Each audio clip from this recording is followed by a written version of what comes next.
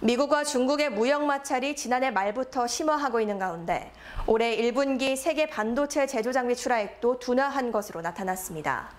4일 국제 반도체 장비 재료협회는 한국을 포함해 대만, 중국, 북미, 일본, 유럽 등 7개 지역 24개 시장에 대한 반도체 장비 출하액을 조사한 결과 1분기 세계 반도체 제조 장비 출하액이 137만 9천만 달러를 기록했다고 밝혔습니다. 이 같은 수치는 전년 동기 대비 19%, 전분기 대비 8% 감소한 수준입니다. 특히 1분기 반도체 제조 장비 출하액 감소는 아시아 시장인 한국, 중국, 일본에서 두드러지게 나타났는데요.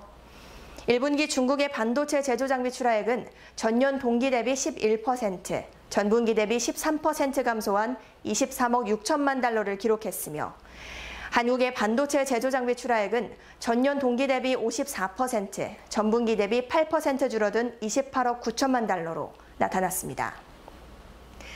일본의 1분기 반도체 제조 장비 출하액도 전년 동기 대비 27%, 전분기 대비 41% 감소한 16억 7천만 달러를 기록했습니다.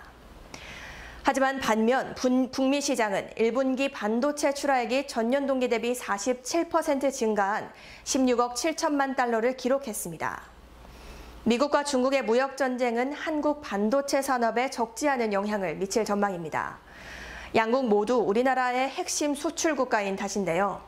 4월을 기준으로 미국과 중국은 한국 전체 수출의 38%를 차지했습니다. 특히 중국의 비중은 25%를 넘는 수치인데요.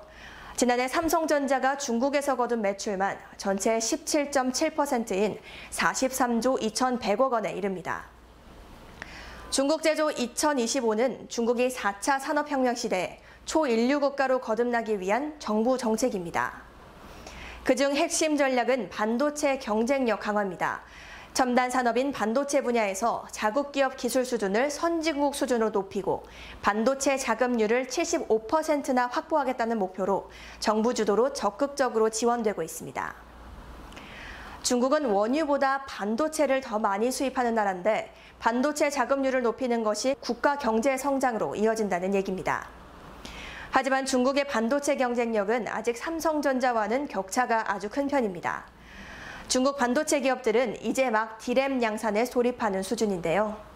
기술 경쟁력 측면에서도 삼성전자가 10나노미터급 D램을 주력으로 양산하는 반면 중국의 이노트론과 푸젠진화는 각각 25나노미터와 32나노미터의 양산을 막 시작하는 등 큰 차이를 보이고 있습니다.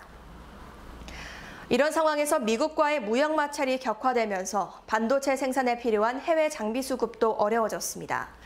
또 한국과 중국의 메모리 기술 격차는 최소 3에서 5년 이상이고 미국 견제로 기술 추격이 힘들어져 메모리보다는 파운드리 육성으로 전략 방향을 선회할 가능성이 있다며 중국의 해외 운수 인재 영입을 통한 기술 획득에는 유의할 필요가 있다고 지적했습니다.